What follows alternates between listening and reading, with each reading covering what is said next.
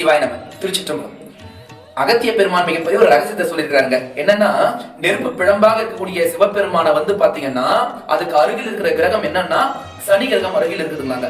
அதுக்கு பக்கத்துல ராகு கிரகம், அதுக்கு பக்கத்துல கேது கிரகம். இப்போ இதுல ஒரு மிகப்பெரிய ஒரு சூட்சம் இருக்குது. என்னன்னா, நம்ம படுற கஷ்டத்துக்கு நம்ம பாத்தீங்கன்னா இந்த பூமியில பிறந்து கஷ்டப்படுறோம்லங்க.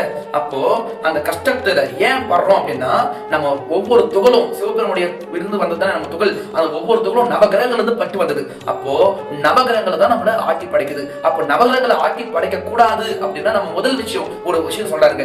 என்னன்னா, மாமிசம் சாப்பிடக்கூடாதுன்றாங்க ஃபர்ஸ்ட். ஏன்னா மாமிசம் சாப்பிட கஷ்டங்கள் இதுக்கு மேல இன்னும் அதிகமாகும்பா அப்படின்னு சொல்றாங்க.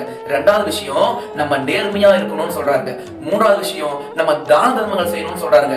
நான்காவது விஷயம் பாத்தீங்கன்னா, நம்முடைய எண்ணங்கள் உயர்வாக இருக்கணும். யாரை பற்றி நம்ம குறையே பேசக்கூடாதுன்னு சொல்றாங்க. நிறைய பேர் நம்ம சொல்லுவோம், நம்ம நல்லா இறைவனை வணங்குறாங்க, நிறைய தான தர்மம் செய்யறோம், ஆனா அநியாயம் பண்றவங்க நல்லா இருக்குன்னு நினைக்கலாம். நம்ம அவங்களை பத்தி நினைக்கிறோம் பாருங்கள, அந்த நினைப்பே நம்முடைய புண்ணியம் நம்ம போய் அவங்களுக்கு சேருமோ, அப்போ அவங்களும் நல்லா இருப்பாங்களாங்க. அப்போ அதை பத்தி நம்ம நினைக்க கூடாது. அஞ்சாவது விஷயம் என்னன்னா, இறைவனை வணங்கணும். நம்ம இது மாதிரி எல்லாம் செஞ்சு பண்ணா நம்ம வாழ்க்கையில எல்லாமே நமக்கு கிடைச்சி நம்ம சந்தைகளும் நல்லா இருக்கலாம், நம்ம இறைவனையும் அடையலாங்க. திருச்சிற்றம்பலம். சிவாய நம.